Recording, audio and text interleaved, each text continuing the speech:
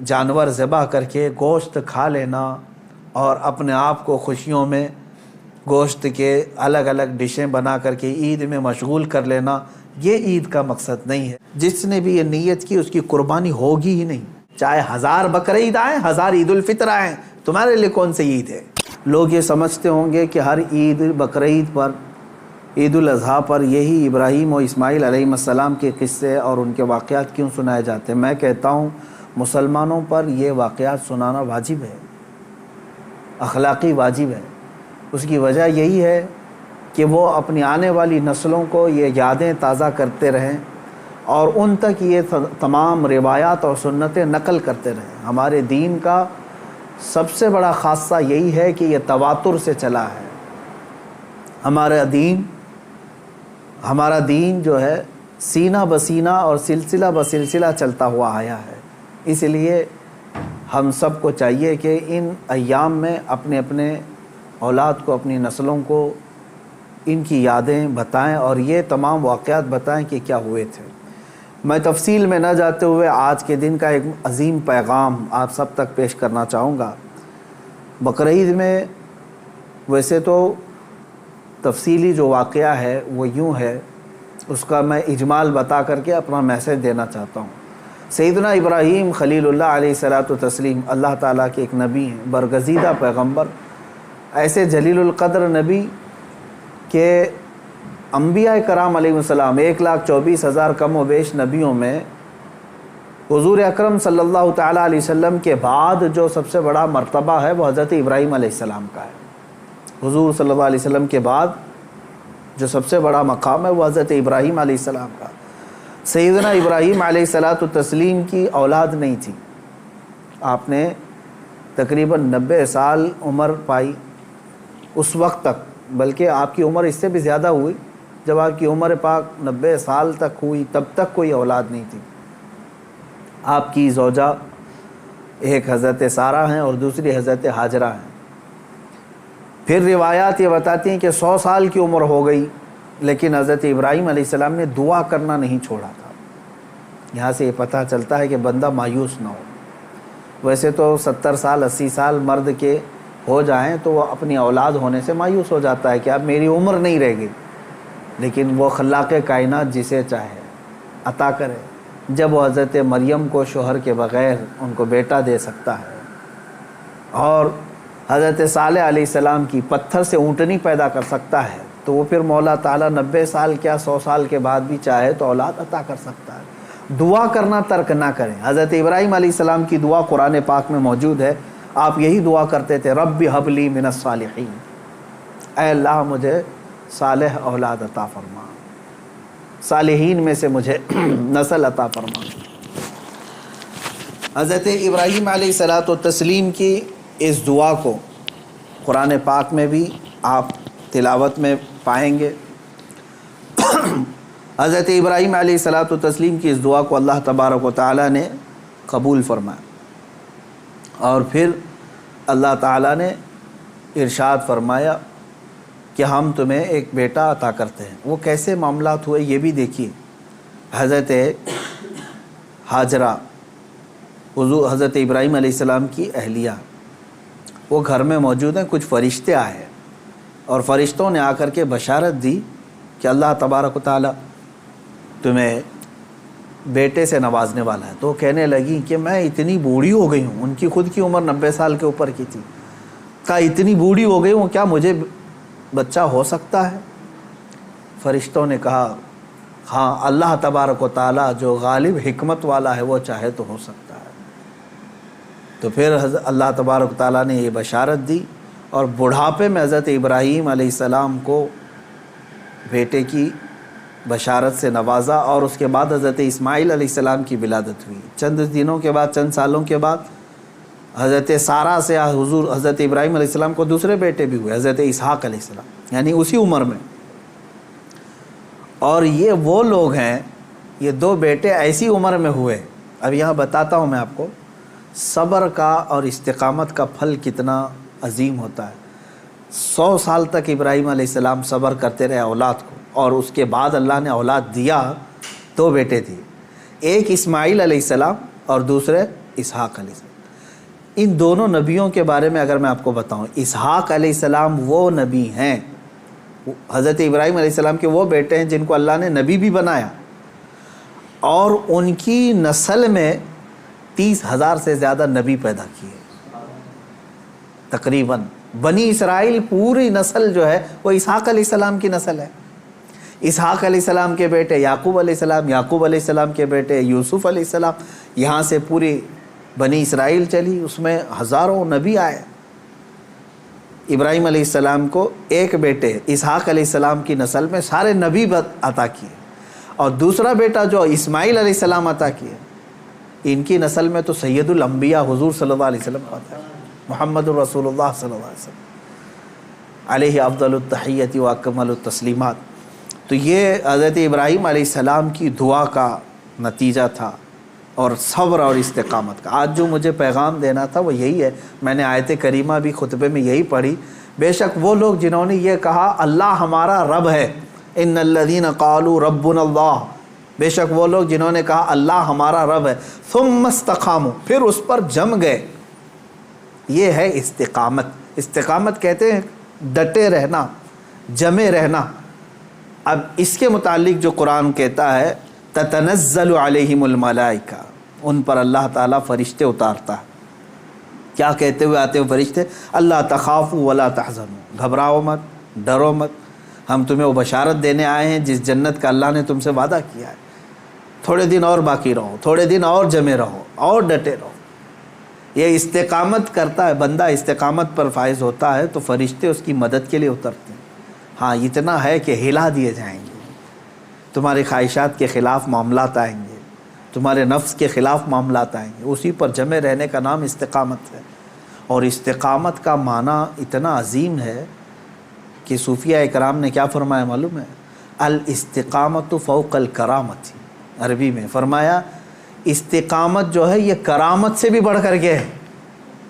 لوگ کہتے ہیں نا کرامت، کرامت کا مطلب اکثر لوگوں نے ہی سمجھا کہ وہ انہونی چیز دکھانا، یعنی جو ایسی چیز جو کو دیکھے ہی نہیں پائے، ہوا میں کوئی اڑ کے دکھا رہا ہے، پانی پہ کوئی چل کے دکھا رہا ہے، تو اس کو بہت سارے لوگ کیا سمجھتے ہیں؟ یہی کرامت ہے۔ محیر العقول چیزیں، یعنی جو عقل کو عاجز کر دیں۔ اور فرمایا گیا ان کرامتوں سے سب سے بڑھ کر کے استقامت ہے، یعنی شریعت پر جمے رہنا، ڈٹے رہنا۔ میں اس پر آتا ہوں، حضرت ابراہیم علیہ السلام کے اس واقعے کو میں مختصر کرتا ہوں۔ بیٹا ہوا، 100 سال تک صبر کرنے کے بعد پھر اللہ تبارک و تعالیٰ نے امتحانات ایسے لیے کہ ابراہیم علیہ السلام کو ترک وطن کرنا پڑا ہے، یعنی آپ کا ایک شہر جو ہے بابل تھا، عراق۔ واقعہ تفصیل سے آپ کو پھر کبھی، وہاں آپ کو ہجرت کرنا پڑا، وہاں سے وطن چھوڑ دیا آپ نے، آپ کو جان کی بازی بھی لگانی پڑی، آگ میں آپ کو ڈالا گیا ہے، جان کے ساتھ بھی آپ کا امتحان ہوا، اس میں بھی آپ استقامت پر تھے۔ جب آپ کو نمرود آگ میں پھینک رہا تھا، جبرائیل علیہ السلام آئے اس وقت اور پوچھنے لگے الک حاجتن یا خلیل اللہ، اے اللہ کے خلیل کوئی حاجت ہو تو بتائیں۔ تو حضرت ابراہیم علیہ السلام آگ میں پھینکے جا رہے ہیں، اس وقت بھی کیا کہتے ہیں؟ ہاں ہے حاجت لیکن اللہ سے ہے، میرا مولا میرے ساتھ ہے۔ یہ استقامت اور توکل کا اعلیٰ درجہ۔ تیسرا اب جو ہوا آپ کے ساتھ وہ اولاد۔ اور آپ کو یہ بھی میں بتا دوں کہ اب اولاد دیا اللہ تعالیٰ نے، پھر حکم یہ فرمایا، خواب میں حضرت ابراہیم علیہ السلام کو یہ کہا گیا کہ آپ اپنے بیٹے کی قربانی دیں اللہ کی بارگاہ۔ لیکن ابراہیم علیہ السلام نے خواب میں دیکھا تو اس کے بدلے میں آپ نے جانتے ہیں تقریباً آپ نے 100 اونٹوں کو ذبح کر دیا، اونٹ ذبح کیے۔ شاید اس خواب کی تعبیر یہ ہو۔ دوسرے دن پھر خواب وہی آیا، پھر آپ نے ذبح کیے۔ تیسرے دن پھر خواب آیا، تب آپ نے یقین کے ساتھ یہ فرمایا کہ مجھے میرے بیٹے اسماعیل کی ہی قربانی کا حکم دیا جا رہا ہے۔ پھر حضرت ابراہیم علیہ السلام، یعنی اونٹوں کے ذبح کرنے میں مال بھی تو کتنا قربان ہوا۔ تو اب میں جو بتانا چاہ رہا ہوں اب وہ آخری بات سنیں۔ اسماعیل علیہ السلام کو بلایا اپنے قریب، جب ابھی حضرت اسماعیل علیہ السلام کی عمر پاک شباب کو نہیں پہنچی تھی، جوانی کے قریب آ رہی تھی۔ بلا کر کے کہنے لگے کہ انی ارا فی المنام انی اذبحک، اے اسماعیل میں نے خواب میں دیکھا ہے اور اللہ کا حکم یہ پایا ہے کہ میں تمہیں ذبح کر رہا ہوں، تم کیا کہتے ہو؟ حضرت اسماعیل علیہ السلام نے کیا کہا؟ یا ابت افعل ما تؤمر ستجدنی انشاء اللہ من الصابرین، اے میرے والد گرامی آپ کو جس بات کا حکم دیا گیا ہے وہ کر جائیے، آپ انشاءاللہ آپ مجھے صبر کرنے والا پائیں گے۔ اسماعیل علیہ السلام بیٹے کو کوئی یہ کہے، اب یہ اسی کے لیے شاعر نے یہ کہا ہے، یہ مکتب کی کرامت تھی کہ فیضان نبوت تھا، سکھائے کس نے اسماعیل کو آداب فرزندی۔ ہاں بہرحال اب جو معاملہ پیش آیا وہ پتہ ہے آپ کو، حضرت اسماعیل علیہ السلام کو لے گئے مینا میں، وہ جگہ آج بھی باقی ہے جہاں حجر اسماعیل کہہ کر کے ایک پتھر رکھا گیا ہے، وہاں پر اسماعیل علیہ السلام کو لٹایا گیا۔ ابراہیم علیہ السلام نے اپنی آنکھوں پر پٹی باندھ دی، ان کے ہاتھ پیر کو باندھ دیا، اور اس کے بعد تیز چاقو سے ان کے گردن پر چھری چلائی، لیکن چھری نہ چلی۔ روایات یہ بتاتی ہیں کہ آپ نے اس چھری کو پتھر پر مارا، پتھر دو ٹکڑے ہو گیا، کٹ گیا، لیکن نرم و نازک گلا نہیں کٹا، 2 مرتبہ نہیں کٹا۔ تیسری مرتبہ آپ نے زور سے چلایا تو کٹ گیا مگر گلا نہیں۔ اللہ تبارک و تعالیٰ کے حکم سے جبرائیل علیہ السلام ایک دمبا جنت سے لے آئے اور اسماعیل علیہ السلام کو وہاں سے ہٹا کر کے دمبا رکھا، دمبا ذبح ہو گیا۔ اسماعیل علیہ السلام کھڑے رہے۔ ابراہیم علیہ السلام جب ذبح کر چکے تو اپنی آنکھوں سے پٹی ہٹا کر کے آپ اللہ کا شکر ادا کر رہے تھے کہ اے مولا تیرا جو حکم تھا وہ میں نے مکمل کر دیا۔ تو جب آپ نے پٹی ہٹا کر کے دیکھی تو بکرا ذبح ہے اور اسماعیل علیہ السلام سلامت ہیں، تو رب تبارک و تعالیٰ نے یوں ارشاد فرمایا، قد صدقت الرؤیا یا ابراہیم، اے ابراہیم تو نے ہمارے بتائے ہوئے خواب کو سچ کر دکھایا۔ وَنَادَيْنَاهُ بِذِبْحٍ عَظِيمٍ، ہم نے اسماعیل کو ذبح عظیم کے نام سے پکارا۔ اللہ تعالیٰ نے فرمایا، اللہ تبارک و تعالیٰ یہ امتحان لے رہا تھا۔ یہ انبیاء اکرام علیہم الصلاۃ والتسلیم کے ساتھ ہے، ایسا نہیں ہے کہ سارے لوگ یہ کر پائیں گے۔ وہ اس درجے کے ایمان والے تھے، ان کو اسی انداز سے امتحان لیا گیا۔ اب جو بات 2 چیزیں عرض کرنی ہے، پہلی بات تو یہ ہے کہ بعض مفسرین نے اور عاشقان رسول نے اس میں پیارا نقطہ یہ بیان فرمایا، گلا نہ کٹنا، ذبح نہ ہونا کیا وجہ تھی؟ تو فرمایا گیا اس لیے کہ اسماعیل علیہ السلام کی پیشانی میں نور محمدی تھا۔ حضور اکرم صلی اللہ تعالیٰ علیہ وسلم کا نور پاک تھا، انہی کی نسل میں حضور تشریف لائے، ابھی دنیا میں نور محمدی کو آنا تھا۔ اب بعض مفسرین اس بات پر ہی نہیں رکتے بلکہ ان تمام چیزوں کو اوپر تک لے جاتے ہیں۔ ابراہیم علیہ السلام کو آگ نے نہیں جلایا، وہاں پہ بھی نور محمدی ان کے پیشانی میں تھا۔ نوح علیہ السلام کی کشتی غرق نہیں ہوئی اس لیے کہ نوح علیہ السلام کی پیشانی میں بھی نور محمدی تھا۔ بہرحال دوسری بات میں جو بتانا چاہ رہا ہوں وہ 4 چیزیں تھیں۔ ابراہیم علیہ السلام کا وطن سے ہجرت کرنا، ان کا آگ میں ڈالا جانا، اور ان کا جانوروں کو ذبح کرنا، پھر چوتھے نمبر پر اولاد۔ کوئی بھی انسان اپنی زندگی میں 4 چیزوں سے بے انتہا محبت کرتا ہے، 4 چیزیں اس کی بہت محبوب ہوتی ہیں۔ پہلی چیز اس کا وطن، جہاں پر پیدا ہوا، جہاں رہ رہا ہے، اس سے وہ محبت کرتا ہے۔ دوسری چیز وہ اپنے مال سے محبت کرتا ہے۔ تیسری چیز وہ اپنی اولاد سے محبت کرتا ہے۔ چوتھی چیز وہ اپنی جان سے محبت کرتا ہے۔ اور امتحان انہی چیزوں سے ہوتا ہے جس سے محبت کیا جاتا ہے، ایسی دوسری چیزوں سے نہیں امتحان لیا جاتا۔ آپ کو جو چیز ناپسند ہے میں کہوں وہ دے دو، وہ فوراً اٹھا کے دے دیں گے، جیسے گھر میں رکھا ہوا کچرا اٹھا کر کے فقیروں کو دے دیتے ہیں۔ ہاں امتحان تو اس وقت ہوگا جو اپنے مزے کی اور پسندیدہ چیز آپ بنا رہے تھے اور پھر آپ کو کہا گیا اس میں سے دے دو، تب مشکل ہو جاتا ہے۔ ہاں جو دے دیا اور پھر وہ امتحان میں کامیاب ہوا، اپنی پسندیدہ چیز۔ ابراہیم علیہ السلام سے جو امتحانات لیے گئے وہ 4 محبوب چیزوں سے امتحان لیے گئے، اور اب 4 امتحانات میں ثابت قدم رہے۔ آپ نے وطن بھی ترک کیا، جان بھی جوخم میں ڈالی، اولاد بھی اور اپنا مال بھی۔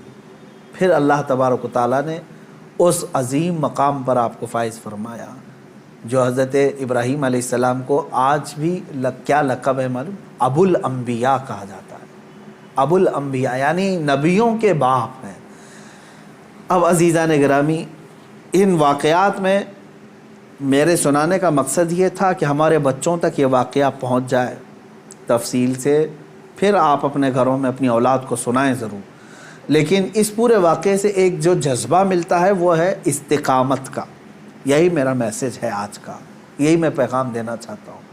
کسی بات پر جمے رہنا، ڈٹے رہنا، یہ انبیاء کی سنت ہے۔ ہاں، ہلا دیے جائیں گے، تمہیں تکلیف میں ڈالا جائے گا، لیکن جمے رہو گے تو اسی طرح کے انعامات کی بارشیں بھی ہوں گی۔ آپ کو پتہ ہے حضرت بلال حبشی رضی اللہ تعالیٰ عنہ کو جب مکہ والے زنجیروں میں جکڑتے تھے یا پھر رسی باندھ کر کے مکہ کی گلیوں میں کھینچتے تھے، صحابہ اکرام حضور صلی اللہ علیہ وسلم کی بارگاہ میں تشریف لائے، عرض کرنے لگے یا رسول اللہ صلی اللہ علیہ وسلم، کیا ہم حق پر نہیں ہیں؟ حضور نے فرمایا کیوں نہیں؟ کہا پھر کیوں ہمیں اتنی تکلیف دی جاتی ہے؟ کیوں ہمیں اس طرح سے غریب صحابہ کو مارا جاتا؟ ہم حق پر ہیں تو پھر یہ ہمارے اوپر حاوی کیوں ہوتے ہیں؟ اب سنیں، بہت سارے لوگوں کا آج بھی سوال یہی ہے کہ آج ہم اتنی بڑی تعداد میں ہیں، ہم ہی خدا کی عبادت کرتے ہیں، ہم ہی رسول پاک کی رسالت کا اقرار کرتے ہیں، قرآن کے قاری ہم ہیں، اذان کے دینے والے ہم ہیں، نمازوں کے قائم کرنے والے ہم، تکلیف ہم ہی کو سب سے زیادہ ہے، مارے جا رہے ہیں ہم ہی سب سے زیادہ آج دنیا میں۔ یہ سوال آج بھی گردش کرتا ہے۔ صحابہ بھی یہ سوال لے کر کے حضور پاک صلی اللہ علیہ وسلم کی بارگاہ میں حاضر آئے۔ میرے آقا صلی اللہ علیہ وسلم نے جواب میں جو ارشاد فرمایا وہی ہم سب کے لیے بھی آج عبرت ہے، وہی آج ہم سب کے لیے بھی درس ہے۔ حضور اکرم صلی اللہ علیہ وسلم نے اس صحابی سے فرمایا جنہوں نے سوال کیا، کہا کہ اللہ تبارک و تعالی جس کا جیسا ایمان ہوتا ہے ویسا امتحان لیتا ہے، اور آج تم لوگوں سے جو امتحانات لیے جا رہے صحابہ سے، حضور نے فرمایا اس سے کئی درجہ کٹھن امتحانات انبیاء سے لیے گئے۔ حضور اکرم صلی اللہ علیہ وسلم نے ارشاد فرمایا انبیاء میں سے بعض وہ نبی ہیں جیسے حضرت زکریہ علیہ السلام، یہودیوں نے ان کے قتل کا منصوبہ بنایا اور ان کے پیچھے لگ گئے، یہاں تک کہ آپ جان چھڑاتے ہوئے ایک جگہ ایسے آئے، اللہ کے نبی ہیں، ایک درخت کے قریب آئے، درخت سے کہا کہ تو پھٹ جا میں تیرے اندر داخل ہوتا ہوں۔ زکریہ علیہ السلام اس درخت کے اندر آئے، یہودیوں نے پیچھا کیا کافی دیر تک، شیطان ابلیس لعین یہودیوں کو اشارہ کر کے بتایا اس درخت کے اندر وہ چھپے ہوئے ہیں، تم آری لو اور اوپر سے کاٹ ڈالو۔ یہودیوں نے اس درخت کو اوپر سے کاٹنا شروع کر دیا، جس پورے درخت کے پیٹ کے اندر حضرت زکریہ علیہ السلام ہے، اوپر سے آری سے وہ کاٹتا جا رہا ہے یہودی، اور وہ سب کاٹتے جا رہے ہیں۔ آری کے کٹنے کی آواز آپ کو آ رہی تھی اور سر مبارک کا پہنچ چکا تھا۔ آپ آواز نکالتے، اللہ تبارک و تعالیٰ کی طرف سے یہ حکم آیا اے زکریہ صبر کر جاؤ، اور اگر اس پر تم نے صبر نہیں کیا تو صابرین میں سے تمہارا نام نہیں آئے گا۔ حضرت زکریہ علیہ السلام خاموش ایسے رہے کہ پوری آری نے سر کو چیر دیا، بدن کو چیر دیا، پورے جسم کو چیر دیا، لیکن آپ نے آہ تک نہیں کہا، اف یہ تمام الفاظ بھی نہیں ادا کیے۔ احادیث میں یہ حضرت زکریہ علیہ السلام کا استقامت، آپ جمے رہے، ڈٹے رہے، کٹ گئے، جسم پاک دو الگ الگ ٹکڑوں میں تبدیل ہو گیا۔ اب اندازہ کریں ان واقعات کو حضور اکرم صلی اللہ علیہ وسلم نے صحابہ کو سنایا۔ حضرت یحییٰ علیہ السلام پیش کیے گئے، 33 سال کی جوانی ہے، بادشاہ کے خلاف آپ نے فتویٰ دیا تھا، وہ دو بہنوں کو ایک نکاح میں رکھا تھا، آپ نے فرمایا حرام ہے تیرے۔ بادشاہ نے کہا تم کیا مجھے بھی فتویٰ دو گے، مجھے بھی سکھاؤ گے؟ حضرت یحییٰ علیہ السلام نے کہا اللہ کی شریعت ہے، وہ ہر ایک پر نافذ ہے۔ اس بادشاہ نے اپنے خلاف اس فتوے کو دیکھ کر کے آپ کے قتل کا حکم دیا، اور آپ کو قتل بھی کیا گیا، آپ کا سر مبارک الگ کر کے تشت میں رکھا گیا۔ نبی کی بات کر رہا ہوں، حق بات بولنے پر یہ مصیبتیں آئیں گی۔ اسی لیے شاعر نے بہت اچھے انداز میں کہا یہ شہادت گئے الفت میں ہے قدم رکھنا، لوگ آسان سمجھتے ہیں مسلمان ہونا۔ ہاں، لوگ یہ سمجھتے ہیں کہ آپ مسلمان ہیں، ہم کو تو کچھ ہونا ہی نہیں چاہیے۔ اگر کچھ ہونا ہی نہیں چاہیے تو پھر تم جو ہے بہت عیش و عشرت میں رہ رہے ہو، اور اپنے ایمان کی خیر لو، تم گزارے جاؤ گے اگر امتحانات سے تو اللہ رب العزت کا شکر بجا لانا کہ ہاں تمہارا ایمان سلامت ہے، اور اللہ تبارک و تعالیٰ تمہارا ایمان بلند کرنا چاہتا ہے۔ کیا اصحاب کہف نہیں آزمائے گئے؟ اصحاب کہف 7 لوگ تھے، ایمان چھپائے ہوئے تھے، اور بادشاہ سے ڈر کر کے پھر وہ اپنا شہر چھوڑ کر کے نکل پڑے۔ تو جس غار میں وہ جا کر پناہ لیے، بادشاہ نے ظلماً ان کے اوپر دیوار بنا دیا، ان کی قبر بنا دیا اسی میں۔ لیکن قرآن پاک آج بھی گواہی دیتا ہے، اللہ تعالیٰ ان استقامت پر قائم بندوں کو اللہ تعالیٰ نے ایسی فضیلت سے نوازا کہ آج تک وہ اپنے غار میں سوئے ہوئے ہیں۔ اور قرآن کہتا ہے کہ سورج بھی ان کے اوپر سے ڈائریکٹ نہیں جاتا، جب کہف پر آتا ہے غار پر تو یا تو دائیں ہو جاتا ہے یا بائیں ہو جاتا ہے۔ وَتَرَى الشَّمْسَ إِذَا طَلَعَتْ تَزَاوَرُ عَنْ كَهْفِهِمْ ذَاتَ الْيَمِينِ وَإِذَا غَرَبَتْ تَقْرِضُهُمْ ذَاتَ الشِّمَالِ۔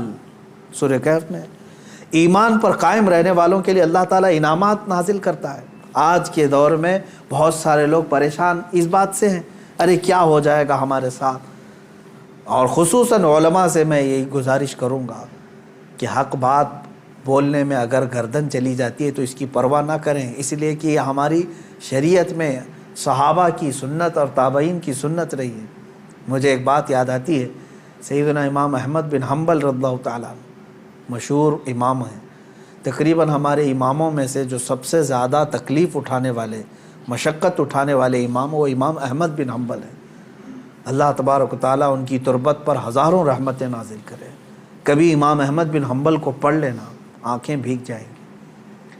اپنے زمانے کی سختیاں انہوں نے برداشت کی ہیں، وقت کے ظالم خلفاء کے خلاف کھڑے ہوئے ہیں۔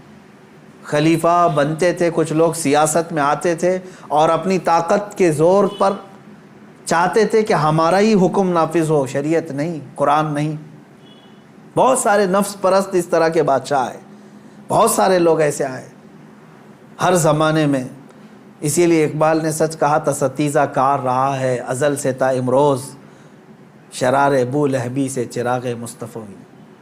یعنی مصطفیٰ کریم صلی اللہ علیہ وسلم کے اس چراغ کو ابو لہب کی شرارتوں سے، اس کے چنگاریوں سے ہمیشہ معرکہ رہا ہی ہے۔ امام احمد بن حنبل کو کوڑے مارے جاتے تھے۔ کوڑا جو ہے چمڑے کا ایک بیلٹ ہوتا تھا، کافی موٹا، اور ننگی پیٹ کر کے جب مارا جاتا تھا۔ آج کے زمانے میں اگر مارا جائے تو میں سمجھتا ہوں چمڑی اس سے لگ کر کیا جائے گی۔ 100 کوڑوں کی سزا ہوتی تھی، اکثر 100 کوڑوں میں تو لوگ انتقال کر جاتے۔ حضرت امام احمد بن حنبل کو 3 خلفاء آئے نئے نئے، اور ہر ایک نے کوڑے مارے، ہر ایک نے، کہ تم اپنا حکم بدل دو۔ وہ حق بات پر قائم تھے اور قائم رہے۔ امام احمد بن حنبل ایک جگہ گزر رہے تھے، اس وقت کا ایک مشہور ڈاکو تھا، چور تھا، اور وہ قریب میں آیا، امام احمد بن حنبل سے جو بات کہہ رہا تھا آج ہم سب کے لیے عبرت ہے۔ اس نے کہا، اے احمد بن حنبل، 300 کوڑے کھائے تم نے، 100 200 300، مجھے دیکھو میں نے تقریباً چوری کے جرم میں 1500 کوڑے کھائے، لیکن ابھی بھی چوری چھوڑا نہیں میں۔ چوری کرتا پکڑا جاتا، چوری پر اتنے 100 کوڑے نہیں مارے جاتے، کبھی 20 کوڑے، کبھی 25 کوڑے، کبھی 40 کوڑے، قاضی اس طرح لگاتے رہے۔ تو وہ گن کے رکھا ہوا ہے، وہ کہتا ہے میں نے اب تک 1500 کوڑے کھا لیے لیکن ابھی چوری چھوڑا نہیں ہوں۔ وہ کہتا ہے کہ میں 1500 کوڑے کھا کر کے چوری نہیں چھوڑا، تم 300 کوڑوں پر حق بات کو نہیں چھوڑ دینا۔ 100 کوڑے کھا کر کے استقامت اور حق بات سے تم ہٹ نہیں جانا۔ امام احمد بن حنبل رضی اللہ تعالیٰ عنہ اس بات سے بہت متاثر ہوئے، اور انہوں نے اس کو بیان فرمایا کہ اس کے ایک جملے نے مجھے اور بڑا حوصلہ دے دیا۔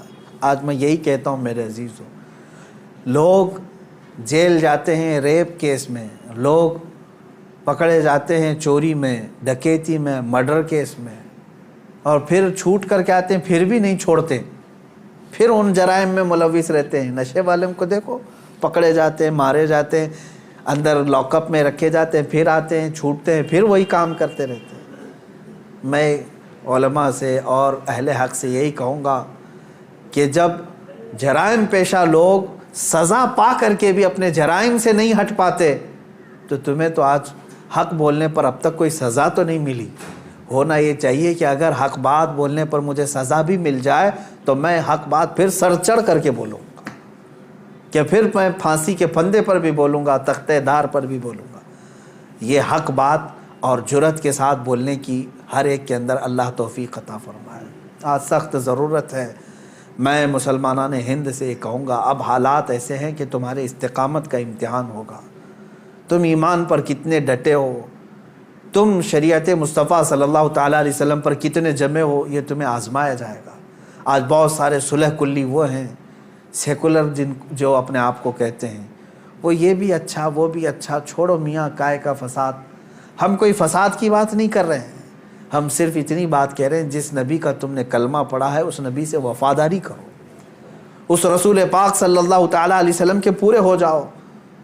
تم اپنے ماں باپ کے خلاف گالیاں سننا نہیں چاہتے اور حضور پاک صلی اللہ علیہ وسلم پر گالیاں دی جاتی ہیں، تب تم کہتے ہو نہیں یہ سیکولر چیز ہے، سب چلتا ہے۔ معاذ اللہ رب العالمین، ایسی سیکولر بھاڑ میں جائے، اور ایسی سیکولرزم سے ہم پناہ مانگتے ہیں، اللہ کی پناہ، ایسی منافقت سے جس میں بندے کا ضمیر اور اس کا ایمان ختم ہو جاتا ہے۔ اے میرے عزیزو، استقامت کو سیکھو اور اس پر قائم رہو، جمے رہو۔ صحابہ اکرام کی تاریخ پڑھو گے، تابعین اولیاء کاملین کی تاریخ پڑھو گے، تمہیں پتہ چلے گا۔ میں بار بار اپنی تقریروں میں ذکر کرتا رہتا ہوں، علامہ کفایت علی کافی رحمۃ اللہ علیہ، مجاہد آزادی، ایسے بزرگ عالم دین ہیں جن کو انگریزوں نے پکڑ کر کے گرفتار کر کے اپنے قلعے میں رکھا، تقریباً 7 دن تک آپ کے جسم پر گرم استری پھیرتے تھے، گرم کر کے استری کو، پریس جو ہوتی ہے اس کو جسم پر پھیرتے تھے، چمڑی جل جاتی تھی، اور جب رات کا وقت ہوتا تھا تو ان جلی ہوئی چمڑیوں پر وہ انگریز نمک چھڑکتے تھے، جسم پر نمک مارتے تھے، اور اس کے باوجود اتنے پر کم نہیں، اسی کافی رحمۃ اللہ علیہ کو بھرے چوک پر بازار میں پھانسی کے پھندے پر انہوں نے لٹکایا۔ ایک جم غفیر نے دیکھا، مجمع عام میں آپ کو پھانسی پر لٹکایا جا رہا تھا، لیکن ذرا برابر بھی پیشانی پر شکن ہے، چہرے پر ملال ہے، کہیں کوئی افسردگی ہے، پشیمانی ہے، کچھ نہیں ہے، کھلا چہرہ، تختہ دار پر جانے والا بھی عاشق رسول یہ گنگناتے ہوئے جاتا ہے، کوئی گل باقی رہے گا نہ چمن رہ جائے گا، پر رسول اللہ کا دین حسن رہ جائے گا۔ اطلس و کم خواب کی پوشاک پہ نازاں نہ ہو، اس تنے بے جان پر خاکی کفن رہ جائے گا۔ سب فنا ہو جائیں گے، سب فنا ہو جائیں گے وہ لیکن حشر تک، سب فنا ہو جائیں گے کافی وہ لیکن حشر تک، نعت حضرت کا زبانوں پر چلن رہ جائے گا۔ یہ حضرت کفایت علی کافی رحمۃ اللہ تعالیٰ علیہ کی استقامت ہے۔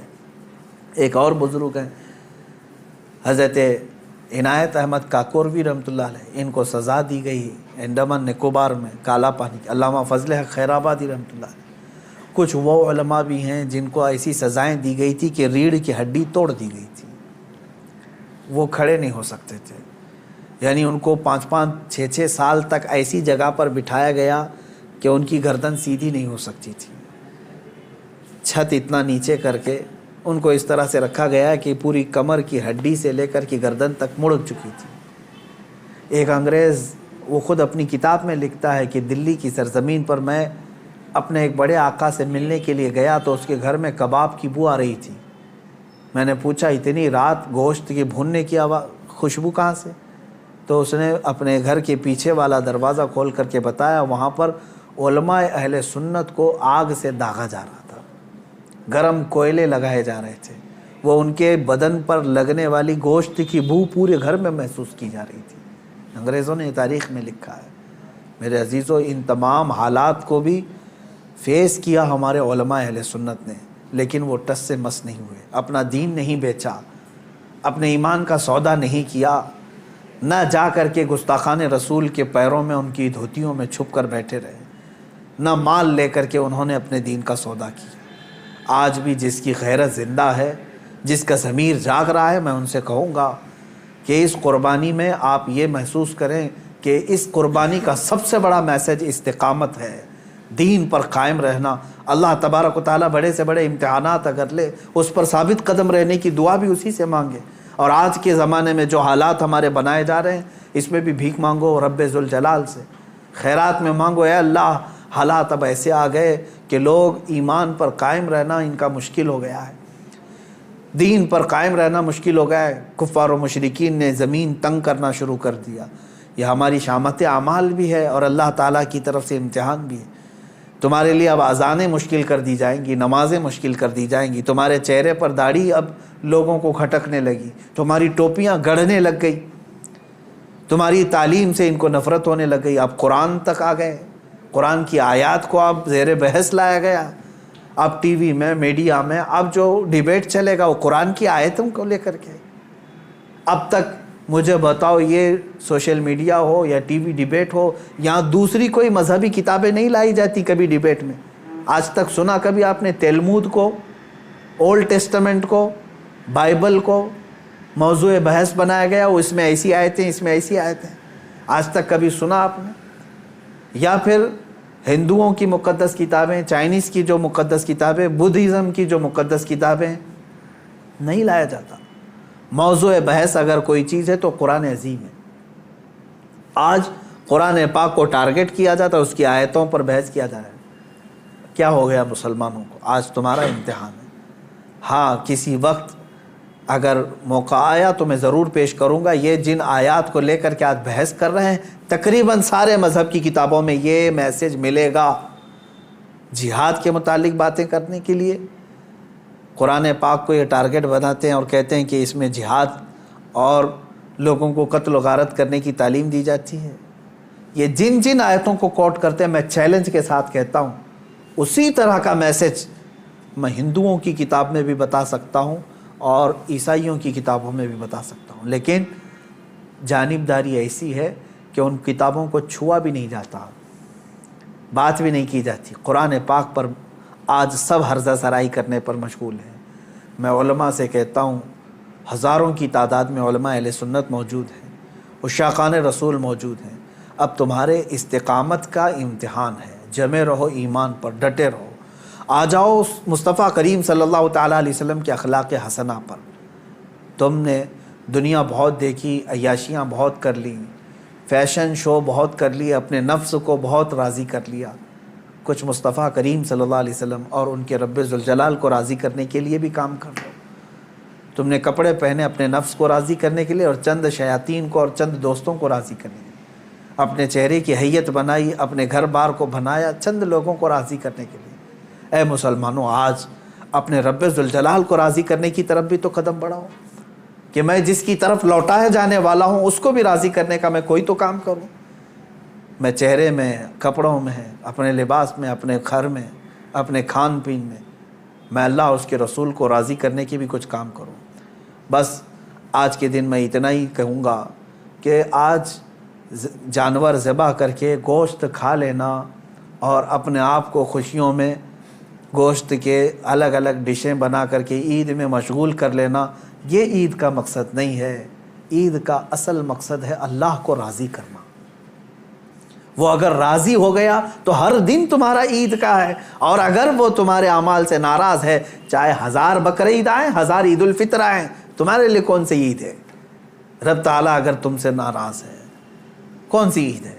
عید در حقیقت مولا کو منانا ہے، اس کو راضی کرنا ہے۔ قربانیاں گوشت کھانے کے لیے نہیں۔ ایک مسئلہ بھی جاتے جاتے بتا دوں، اگر کسی نے گوشت کھانے یا صرف گوشت کی نیت کر کے قربانی کی کہ آپ گوشت ملنے والا ہے، فلاں فلاں ڈش بننے والی ہے گھر میں، تو کہا گیا کہ اس کی قربانی ہی نہیں ہے، قربانی ہوگی ہی نہیں۔ جس نے گوشت ملے گا اس کو میں بیچوں گا، اتنا کماؤں گا، جس نے بھی یہ نیت کی اس کی قربانی ہوگی ہی نہیں، ہوگی ہی نہیں۔ فرمایا گیا تقرب الی اللہ کی نیت ہونی چاہیے، میں قربانی کر رہا ہوں صرف اللہ کی رضا کے لیے، نیت یہ ہو، اور پھر گوشت کھانے میں مل گیا تو یہ اللہ کا انعام ہے۔ گوشت تو کھانا ہی ہے، ملتا ہی ہے آپ کو، لیکن نیت پہلے گوشت کھانے کی نہیں ہے، اللہ کو راضی کرنے کی ہے۔ رب تبارک و تعالیٰ راضی ہو جائے۔ میرے عزیزو، آج کے دن اللہ تبارک و تعالیٰ کی بارگاہ میں خصوصی التجا کریں، دعا کریں، مولا کریم عید الاضحیٰ کی برکت سے یہ لاکھوں جو قربانیاں ہیں ان کو قبول فرمائے، اور ان قربانیوں کی برکت سے مولا تعالیٰ ہم سب پر مسجدیں، عیدگاہیں اور ہماری عبادت گاہیں کشادہ فرمائے۔ حرم پاک اور حرم رسول کو مولا تعالیٰ ہم گنہگاروں کے لیے پھر سے کشادہ فرمائے۔ بیت المقدس کو مولا تعالیٰ ظالموں کے چنگل سے آزاد فرمائے، اور تمام عالم اسلام کے مسلمانوں پر رحم و کرم فرمائے۔ خصوصیت کے ساتھ رب ذوالجلال تیری بارگاہ میں دعا ہے مولا گستاخان رسول کو ہلاک و برباد فرما دے، جو تیرے نبی صلی اللہ علیہ وسلم اسلام اور قرآن اور تیری ذات پر انگلی اٹھائے مولا ان کو تو عبرت کا نشان بنا دے، ہلاک و برباد فرما دے۔ اے کریم خدا ارحم الراحمین، جو گستاخی کرے چاہے وہ دنیا کے کسی بھی خطے میں ہو، مولا غیب سے تو اپنا سخت پکڑ اور سخت پرسش کا حکم ان کے لیے نازل فرما۔ الہ العالمین تو ان پر عذاب علیم نازل فرما، عذاب عظیم نازل فرما۔ اے کریم خدا ارحم الراحمین، ہم تمامی عالم اسلام کے لیے دعا گو ہیں، امت مصطفیٰ کے لیے دعا گو ہیں۔ مولا اے کریم خدا اس عید قربان میں سب کو امن و امان عطا فرما، ہر طرح کی بلاؤں اور آفتوں سے ہماری حفاظت فرما۔ الہ العالمین ہماری عیدوں کو اپنی بارگاہ میں قبول و مقبول فرما۔ وصلی اللہ تعالی علی خیر خلقہ محمد وآلہ واصحابہ اجمعین، وآخر دعوانا ان الحمد للہ رب العالمین۔ اللہ اکبر، اللہ اکبر، لا الہ الا اللہ واللہ اکبر، اللہ اکبر وللہ الحمد۔